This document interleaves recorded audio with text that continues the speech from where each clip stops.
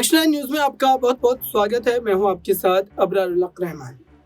दर्शकों, आप उस अंजू को तो जरूर जानते होंगे जिस अंजू के भारत आने के बाद चर्चा आम हो गई थी और लोग यहां तक कह रहे थे कि ये जो अंजू है वो पाकिस्तान की जासूस है, ये पाकिस्तान को कहीं ना कहीं फायदा पहुंचाने के लिए यहाँ आई है और इसी वजह से इस पूरे मामले को लेकर के स्थिति कहीं ना कहीं बिगड़ती चली गई। और अब देखिए, मामला फिर से वहीं आकर के थम गया है।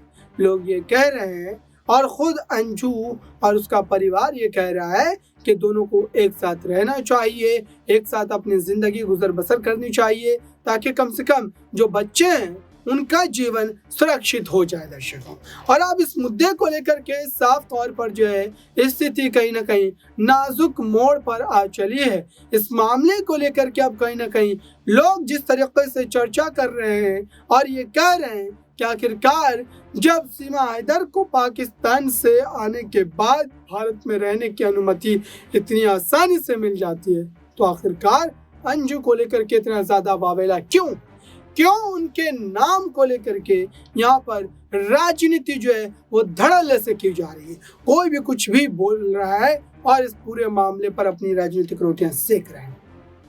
लेकिन एक बात तय है कि अंजू का भारत आना कहीं ना कहीं कई सवालों को जन्म देता है, कई बातों को जन्म देता है और वो ये बताता है कि आखिरकार भारत में आने के बाद अंजू के बोल क्यों बदल गए, क्यों अंजू भारत के समर्थन में बोलना शुरू कर दी। वही अंजू जो पाकिस्तान में रहकर भारत के खिलाफ बोला करती थी वो आज भारत की इतनी हितैषी क्यों हो गई। दर्शकों, ये एक बड़ा सवाल है और इसी बात को लेकर के चर्चाएं जो है वो काफी ज्यादा यहाँ पर जो गंभीर होती हुई नजर आती है। दर्शकों, अब इस पूरे मामले को लेकर के आने वाले दिनों में क्या वाकई उस पर कार्रवाई होगी, क्या वाकई उसको जेल की काल कोठरी में डाल दिया जाएगा, ये तो आने वाला समय ही बताएगा।